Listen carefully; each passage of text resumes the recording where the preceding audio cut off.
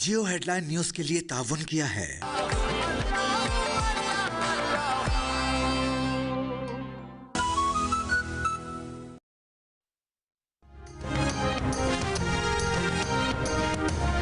के साहिली जनूबी पारस फील्ड पर इसराइली हमलों के बाद ईरान की कतर, सऊदी अरब और अमारात में तेल और गैस की तनसीबात पर हमले।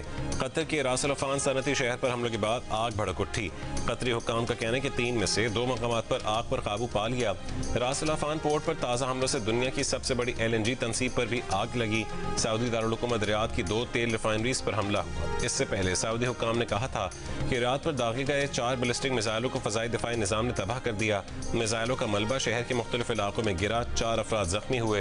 अबू धाबी की हबशान गैस तनसीबात और बाबी फील्ड पर मिसाइल के मलबा गिरने के वाक़यात, तनसीबात मुतासिर, काम आर्जी बंद।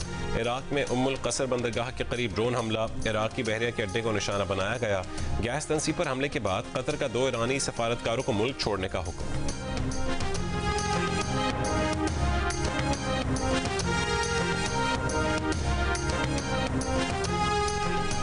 इस्लामी ममालिक के वज़ीर ख़ारजा के खित्ते पर ईरानी हमलों की पुरजोर मज़म्मत।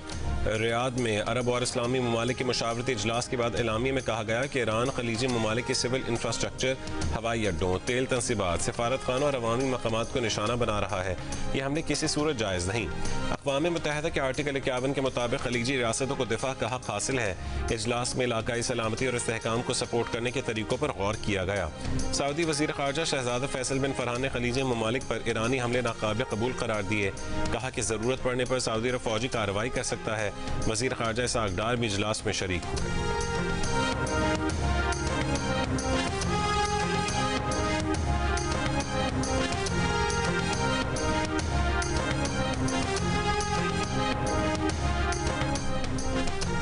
ईरान की साहिली जनूबी पारस फील्ड में गैस तनसीबात पर हमले से 25,000 मिलियन मौक़िफ़ फीट से ज़ायद पैदावार मुअत्तल। दुनिया की सबसे बड़ी साउथ पारस फील्ड ईरान और कतर की मुश्तरका मिल्कियत है। सदर पेज़ेश्कियान का कहना है कि ईरानी तवानाई तनसीबात पर हमले सिर्फ पेचीदगियाँ पैदा करने का सबब बनेंगे। दुनिया के लिए सूरत हाल काबू से बाहर हो जाएगी। कतर और मुत्तहिदा अरब अमारात ने ईरान की तवानाई तनसीबात पर इसराइली हमले को ख़तरनाक और गैर जिम्मेदाराना करार दे दिया।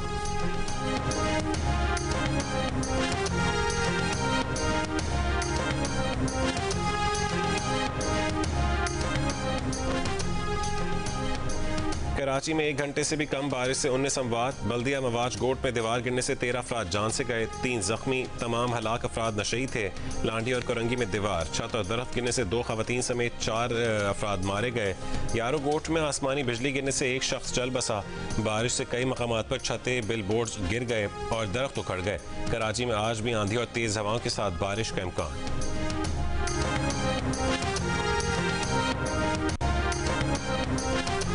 पाकिस्तान में ईद का चांद देखने के लिए मरकजी रूयत हिलाल कमेटी का इजलास आज इस्लामाबाद में होगा। कमेटी शहादतों के जायजे के बाद ईद उल फितर के चांद नजर आने या न आने का ऐलान करेगी। सऊदी अरब में शवाल का चांद नजर नहीं आया, ईद कल होगी।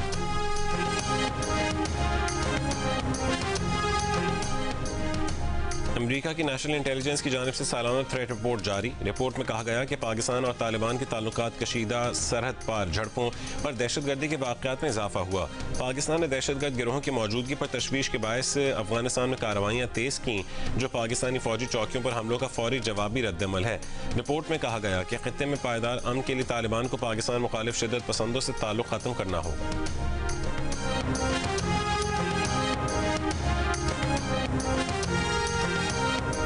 अमेरिका में पाकिस्तान के साबिक सफ़ीर और साबिक सेक्रेटरी खारजा जलील अब्बास जिलानी ने कहा है कि सेनेट कमेटी की समाअत के दौरान अमेरिका की डायरेक्टर नेशनल इंटेलिजेंस तुलसी गेबार्ड का कहना था कि अमेरिका पाकिस्तान के एटमी मिसाइलों की रेंज में है। यह हकीकत नहीं। एक बयान में जलील अब्बास जिलानी का कहना था कि पाकिस्तान की एटमी नज़रिया इंडिया के लिए मखसूस है। उसका मकसद इंडिया के खिलाफ मुदाफ़ियत और दुनिया भर में ताकत का इजहार नहीं है।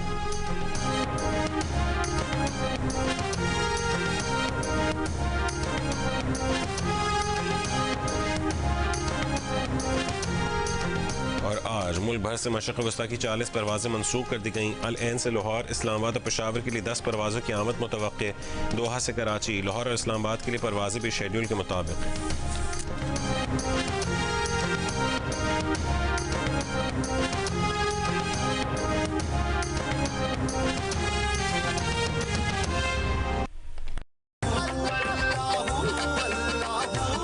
आपके ऑर्डर का बहुत शुक्रिया। अल्लाह मियां ने आपकी बात सुन ली। अल्लाह मियां ने आपकी बात सुन ली। दिल से यकीन की सीधी साधी खुशी है सुपर। अस्सलाम वालेकुम, जियो न्यूज़ के साथ मैं हूं रज़ा ज़ैदी। खबरों की तफसील ब्रेक के बाद।